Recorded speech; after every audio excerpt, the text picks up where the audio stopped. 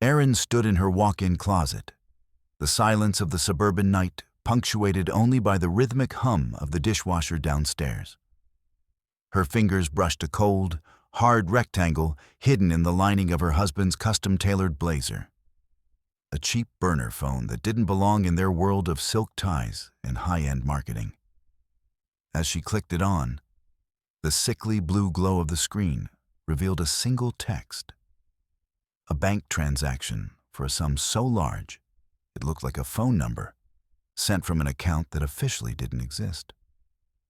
The next morning, the domestic illusion fractured completely.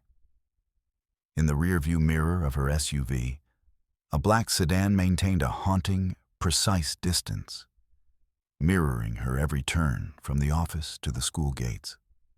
When she finally pulled into her driveway, she found her husband, Mark, standing on the porch with a glass of water, his face a mask of terrifying, practiced calm. He didn't ask how her day was. He simply watched her with flat, unblinking eyes that she suddenly realized she didn't recognize at all. The man she had slept next to for 10 years was a stranger, and the life she had built was nothing more than a ticking clock. The conference room smelled of expensive espresso and the sharp, antiseptic scent of success. Erín Callahan stood before the panoramic screen, the steady hum of the projector serving as a low-frequency pulse beneath her skin. She clicked the remote, and the slide transitioned with a crisp, digital snap, illuminating the sharp lines of her tailored navy blazer. Her voice sounded deep and measured, a resonant instrument she had spent years tuning to fill spaces like this. Spaces dominated by dark oak tables and men who measured worth in growth curves. The strategic forecast for the third quarter isn't just about retention, Erin said, her gaze sweeping across the row of clients. It's about re-engineering the consumer's emotional baseline. They nodded in unison, a choreographed wave of approval. She watched their eyes follow her gestures, the way her fingertips barely grazed the sensor panel to summon the final slide. The sleek, minimalist logo of a brand that didn't yet exist but already felt inevitable. Silence followed, the kind of heavy, respectful hush that usually preceded a significant contract. Then, the CEO's palms met in a slow, rhythmic thud of applause. Erin tilted her head just a fraction, a professionally calibrated smile touching her lips while her mind already calculated the next hour's logistics. The transition from the glass-walled boardroom to the stifling air of St. Jude's Elementary felt like a descent into a different kind of combat zone. The classroom was a chaotic mosaic of primary colors and the lingering scent of floor wax. Erin sat on a plastic chair designed for a 7-year-old, her knees uncomfortably high, surrounded by the murmur of anxious parents. When the meeting stalled on the budget for the spring fair, Erin stood. If we consolidate the vendor list by Friday, we can allocate the surplus to the arts program, she said. Her voice didn't rise in volume, yet the room fell silent. She moved to the whiteboard, her movements precise as she sketched out a logistics map. Under the flickering fluorescent lights, her skin appeared almost translucent, the concealer failing to mask the exhaustion etched into the hollows beneath her eyes. Her knuckles whitened as she gripped the edge of the laminate table, a pulsing ache throbbing in her temples. She kept smiling, nodding at Jennifer Wilson, who was whispering something about gluten-free options, while an icy void expanded in her chest. She felt like a clockwork doll, wound too tight, praying the spring wouldn't snap before she reached the parking lot.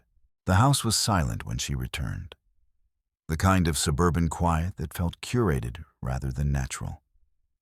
In the dim light of the walk-in closet, Erin reached for Mark's heavy wool blazer to move it to a cedar hanger. Her fingers brushed against a hard, rectangular lump in the inner lining, something that disrupted the perfect drape of the Italian fabric. She reached in and pulled out a burner phone, a cheap Nopochnaya model that looked like a relic in her hand. The screen flickered to life, a sickly blue glow illuminating the dark corners of the closet. The plastic casing felt greasy, an alien object in a world of high-end glass and brushed aluminum. Downstairs, the dishwasher hummed through its cycle, a domestic sound that suddenly felt miles away. Erín's heart hammered against her ribs, a frantic bird in a cage, as she realized the device was active, waiting for a signal. She pressed the center button, her breath hitching in her throat. A text message appeared. It was a string of digits, a bank transaction confirmation from an offshore entity. The amount featured 5 zeros at the end, a sum that bypassed any logic of their shared accounts. The room seemed to tilt on its axis. Erín sank onto the velvet-topped vanity bench, her eyes locked on the glowing screen until it timed out, plunging her back into darkness. The silence of the house wasn't peaceful anymore. It was a weight, a heavy, suffocating atmosphere that pressed against her eardrums. Dinner was an exercise in practiced normalcy. Mark sat across from her, his movements methodical as he sliced through a medium-rare steak. The scrape of his knife against the fine china sounded like a serrated edge against her nerves. "How's the new development project in the city going?" Erín asked. She tried to keep her voice light, the tone she used for discussing weekend plans or the neighbor's new fence. Mark's hand stilled. He didn't look up immediately, but the air in the dining room seemed to drop 10 degrees. When he finally raised his eyes, they were flat, devoid of the warmth he usually performed for her. "It's handled, Erín," he said. The words were short, a sharp crack of a whip that signaled the end of the conversation. He didn't return to his meal. He simply watched her, his jaw tight, his fingers gripping the silver fork with unnecessary force. Erín looked down at her risotto, the rice cold and congealed, feeling a wall of ice solidify between them. She waited until the house breathed the heavy, rhythmic sighs of sleep before she retreated to the home office. The blue light of the monitor was her only companion as she navigated through their digital lives. Her fingers flew over the keys, her professional analytical brain taking over, stripping away the names and looking only at the flow of capital. She built spreadsheets in the dark, tracing cross payments that she had once dismissed as routine business expenses. The mouse clicked rhythmically, a dry, frantic sound in the stillness. Sweat beaded on her forehead as she found the hidden subdirectories, the encrypted files with names like Project Blue and Holding 7A. She saw the connections then. Their family trust, the kids' college funds, all linked to shell corporations in the Cayman Islands. Every vacation, every piece of jewelry, even the very chair she sat on, had been bought with money that had no clean origin. Her stomach twisted into a knot. She hit print, the whir of the machine sounding like a siren in the pre-dawn quiet. She took the warm sheets of paper, the scent of fresh toner clinging to her skin like a brand of complicity. The morning sun offered no clarity. As Erín backed her SUV out of the driveway, her hands gripped the leather-wrapped steering wheel until her palms ached. In the rearview mirror, she caught a glimpse of a black sedan parked 3 houses down, its windows tinted to an impenetrable obsidian. When she turned onto the main road, the car followed, maintaining a precise, haunting distance. Her mouth went dry. She accelerated, the engine roaring, but the sedan mirrored her speed, a shadow tethered to her bumper. She couldn't see the driver, only a dark silhouette that remained motionless as she wove through the morning traffic. Panic, cold and sharp, began to claw at her throat. She made a sudden, unsignaled turn into the sprawling parking lot of the local mall, her tires screaming against the asphalt as she spiraled up the concrete ramps of the parking garage.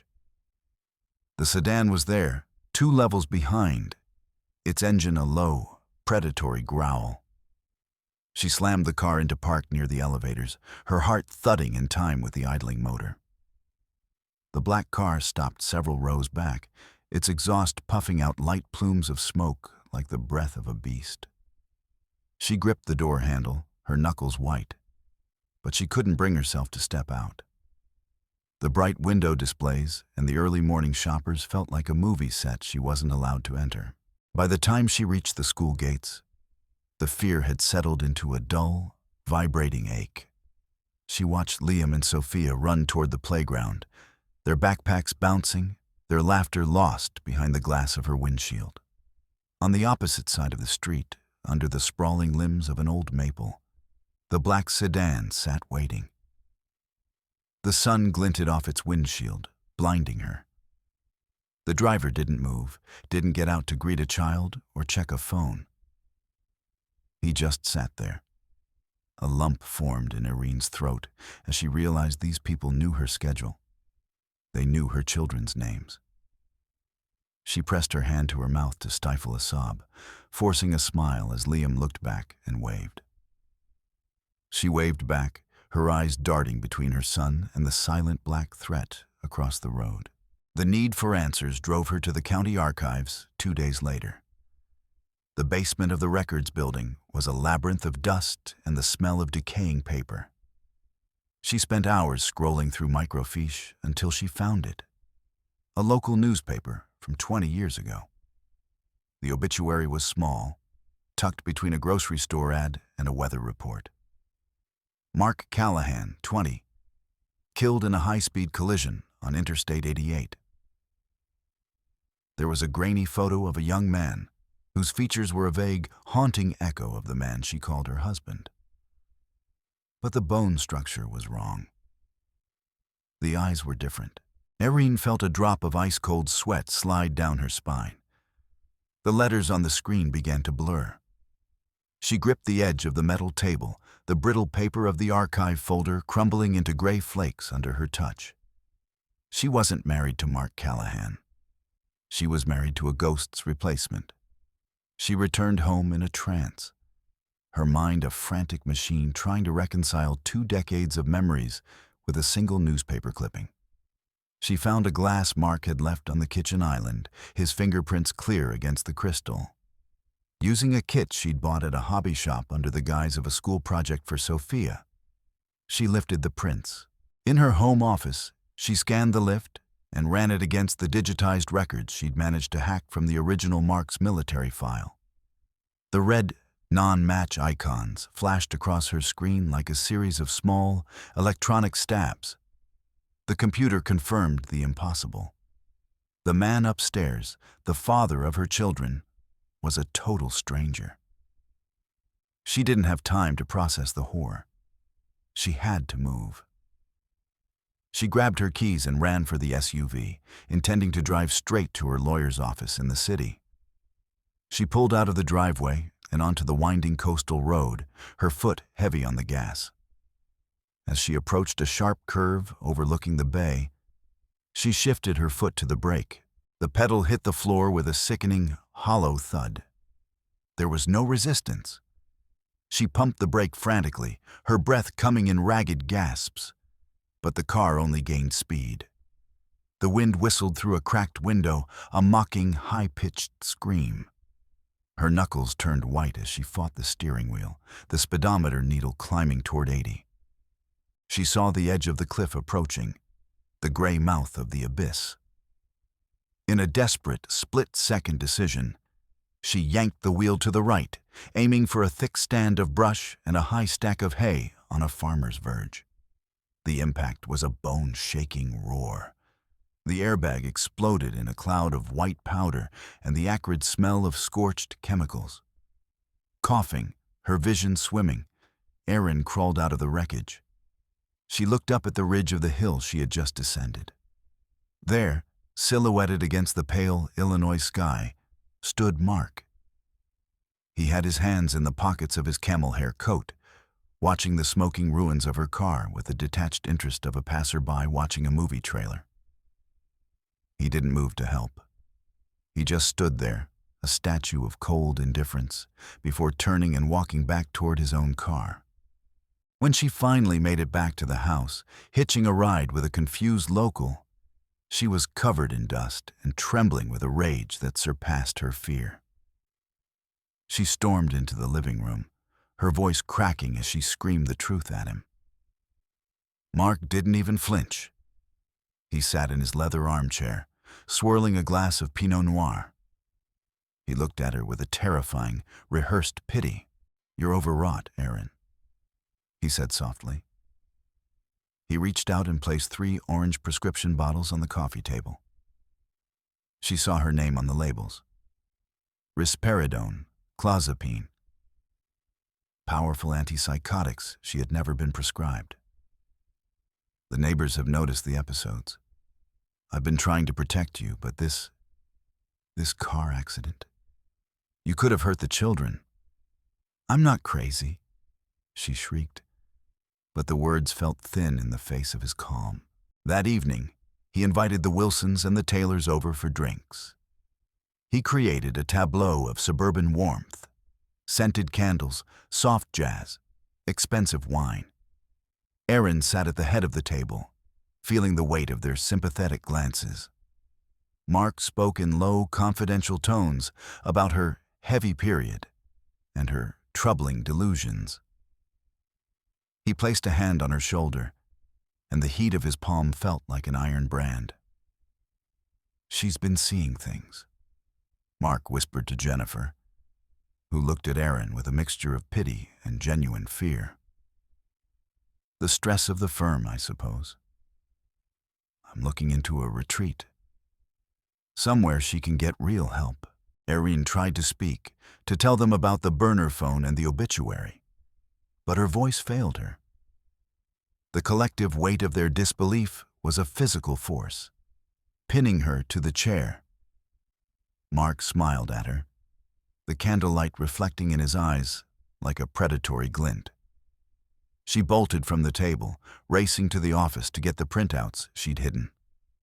She clicked through the folders, but the screen was a desert. Everything had been wiped. She threw open the wall safe behind the painting, but it was empty, the steel interior cold and mocking. She turned to find Mark standing in the doorway, his silhouette blocking the light from the hall. "Looking for these?" he asked, though his hands were empty. He didn't need the papers. He had already won the digital war. She tried to call the police, her fingers shaking as she dialed 911.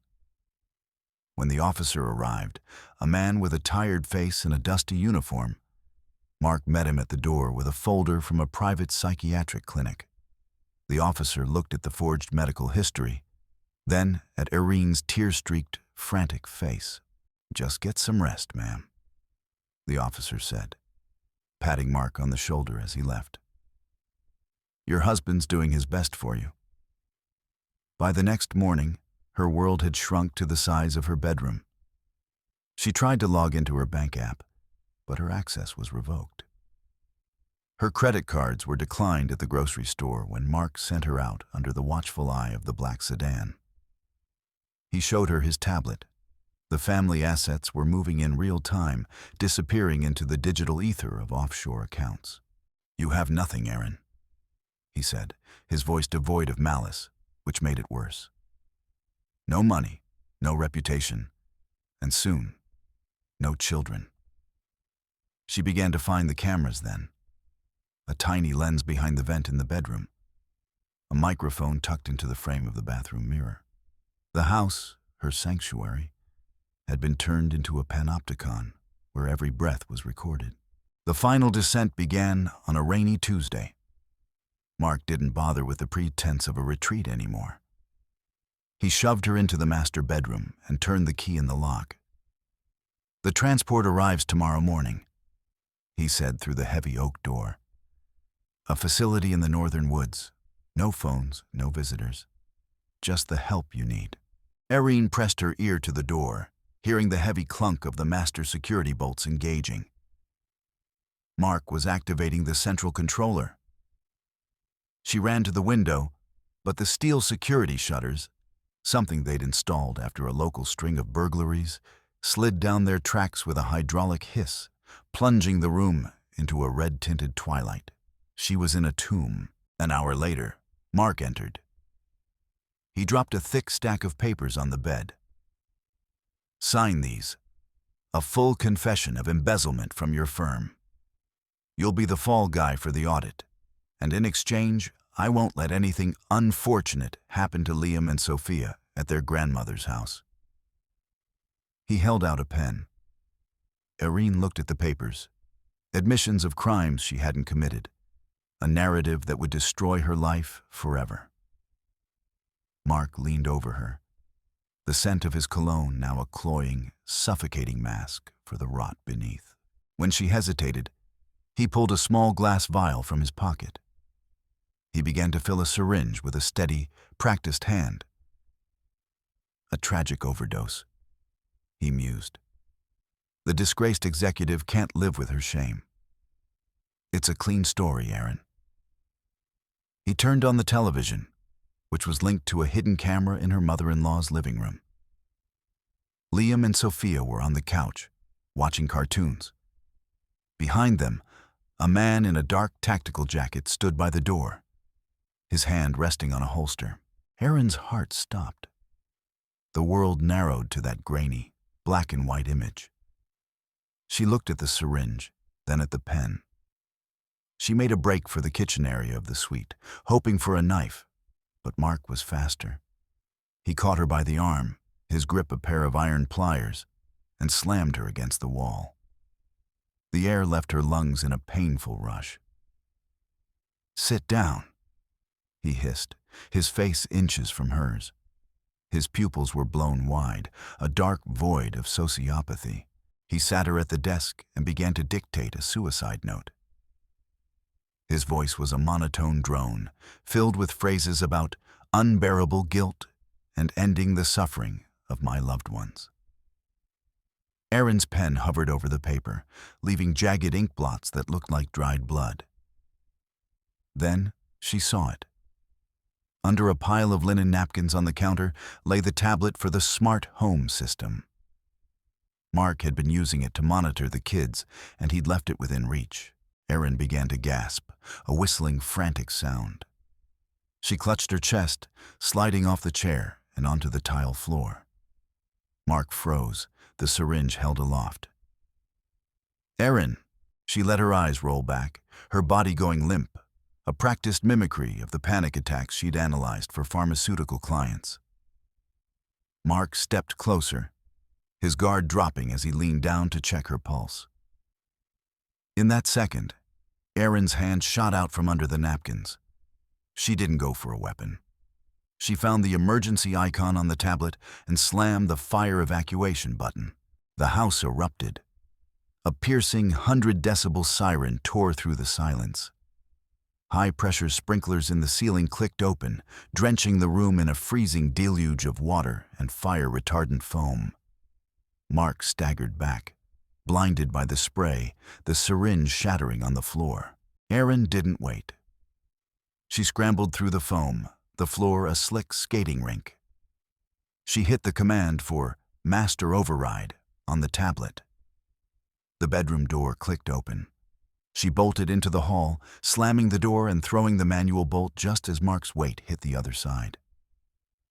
She ran to the central terminal in the foyer, her fingers flying over the keypad as the house wailed around her. Override. Open all. Evacuate.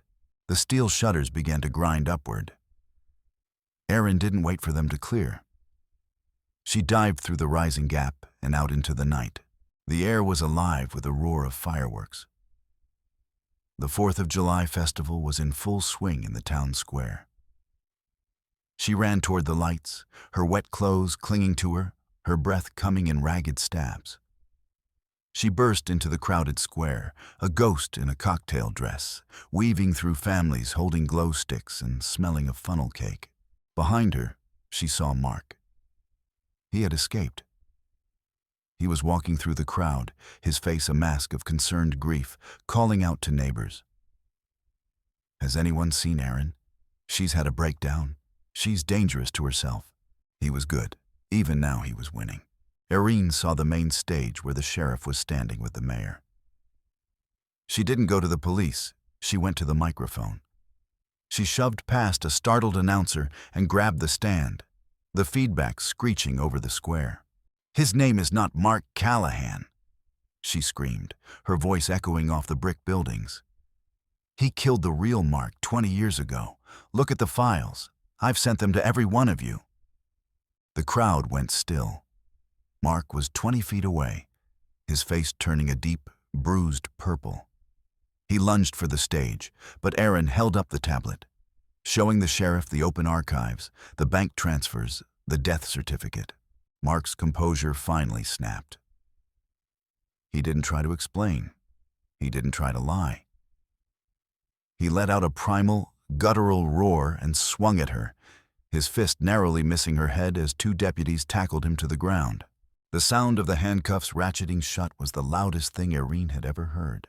Weeks later, Erín sat on the floor of a small, one-bedroom apartment on the edge of town. The air smelled of cheap paint and the exhaust from the nearby highway. She looked at the final divorce papers and the court order for the seizure of the Naperville house. She had nothing left. No career, no status, no sprawling lawn. Her old friends didn't call. She was a reminder of a scandal they wanted to forget. But in the next room, she heard the quiet, safe breathing of Liam and Sophia. She looked at the gold chain on her wrist, the one the man she thought was Mark had given her. With a steady hand, she unclipped it and let it fall into the trash. The sun was rising over the highway, a pale, honest light. For the first time in 20 years, she knew exactly who she was looking at in the mirror. She was Erín Callahan, and she was finally free.